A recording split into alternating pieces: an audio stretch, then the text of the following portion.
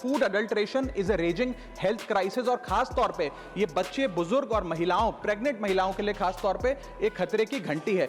इससे भी ज्यादा चौंका देने वाली बात वो है सर कि जो प्रोडक्ट्स भारत में बनते हैं लेकिन इंटरनेशनली बैन हो गए, जैसे कि इस देश की दो सबसे बड़ी गरम मसाले बनाने वाली कंपनियों के प्रोडक्ट्स यूएस, यूके और इनफैक्ट पूरे यूरोप में इसलिए बैन हो गए क्योंकि उनके अंदर कैंसर कॉजिंग पेस्टिसाइड्स पाए गए।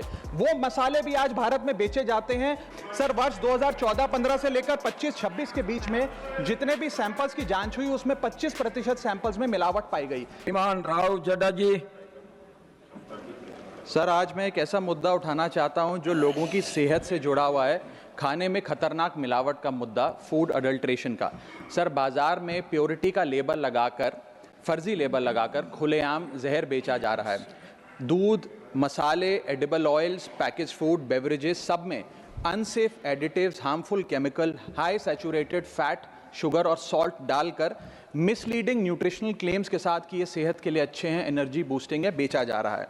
सर हालात ये हैं कि आप दूध खरीदिए तो उसमें यूरिया मिलता है, सब्जियां खरीदें उसमें ऑक्सीटोसिन है, पनीर के अंदर स्टार्च और कॉस्टिक सोडा है, आइसक्रीम में डिटर्जेंट पाउडर मिलता है, फ्रूट जूस में सिंथेटिक फ्लेवर और आर्टिफिशियल कलर, एडिबल ऑयल में मशीन ऑयल, गरम मसालों में ईंट का पाउडर और लकड़ी का चूरा, चाय में सिंथेटिक कलर, चिकन और पोल्ट्री आइटम में एनाबॉलिक स्टेरॉइड्स, शहद में शुगर सिरप और येलो डाई, यहाँ तक कि देसी घी में जो मिठाई बननी चाहिए वो भी वेजिटेबल ऑयल और वनस्पति से बनती है। सर आप सोचिए कि जब एक माँ अपने बच्चे को दूध का ग्लास देती है सोचकर कि इसमें कैल्शियम है, प्रोटीन है, मेरा बच्चा तंदुरुस्त बनेगा, उसे इस बात का अंदाज़ा भी नहीं है कि वे एक यूरिया और डिटर्जेंट का डेंजरस मिक्स अपने बच्चे को पिला रही है। सर एक रिसर्च बताती है कि मिल्क के सैंपल्स में 71% सैंपल्स में यूरिया और 64% सैंपल्स में न्यूट्रलाइजर जैसे सोडियम बायोकार्बोनेट पाए गए। सर इतना तो देश में मिल्क का प्रोडक्शन नहीं है जितना इस देश में दूध बेचा जा रहा है। सर दवाइयों पे आ जाए, वेजिटेबल्स पे आइए सर, सब्जियों जिनको हम सेहत का भंडार समझकर खरीदते हैं उसे ऑक्सीटोसिन का इंजेक्शन लगाकर फ्रेश, हरा भरा और उसकी ग्रोथ को एक्सेलरेट कर कर बेचा जाता है।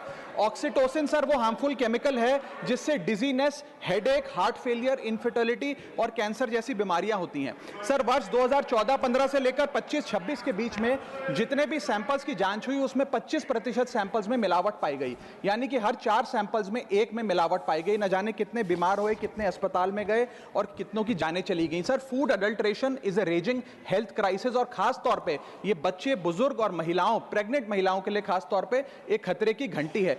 इससे भी ज्यादा चौंका देने वाली बात वो है सर कि जो प्रोडक्ट्स भारत में बनते हैं लेकिन इंटरनेशनली बैन हो गए, जैसे कि इस देश की दो सबसे बड़ी गरम मसाले बनाने वाली कंपनियों के प्रोडक्ट्स यूएस, यूके और इनफैक्ट पूरे यूरोप में इसलिए बैन हो गए क्योंकि उनके अंदर कैंसर कॉजिंग पेस्टिसाइड्स पाए गए।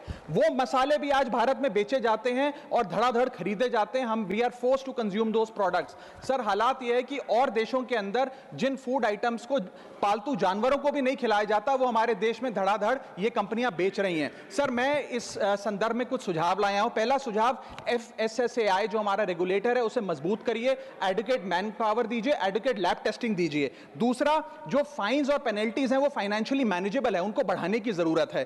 थर्ड, पब्लिक रिकॉल मैकेनिज्म होना चाहिए। यदि किसी एक प्रोडक्ट में मिलावट पाई जाए तो उसको पब्लिकली नेम और शेम कर मार्केट से रिकॉल करें और मिसलीडिंग हेल्थ क्लेम्स की advertisement Sanjay Yadav ji. Thank you chairman sir.